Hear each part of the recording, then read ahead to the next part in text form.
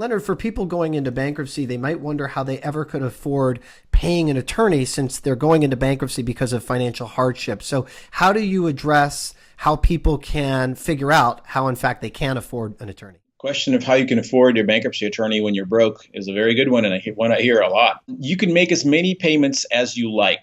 Paying an attorney, at least with our law firm, it's like layaway. The initial payment's $200. Beyond that, you can pay $50 here and there. We don't charge interest. You could make small payments up until a point where you've accumulated your retainer amount and filing fees. Also, a lot of people, when they come in, they're still paying some bills like credit cards and medical bills, or they're still working out some kind of debt reorganization plan. A lot of times when you're choosing to file for bankruptcy, you stop paying those other bills, and therefore that frees up some money for you, and you just pay your attorney and file for bankruptcy.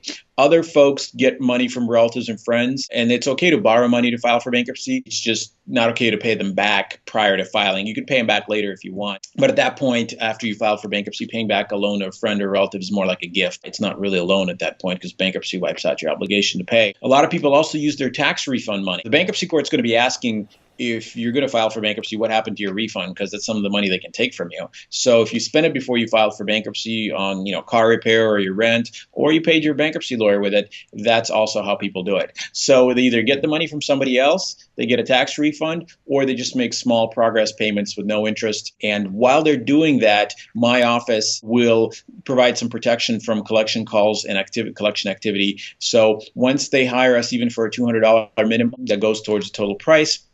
What we do is we take the collection calls from our clients. So when they get called, they can just say, hey, call Leonard Saminsky, it's 256-9800, and that takes them off your back. So that's how people typically finance or pay for bankruptcy.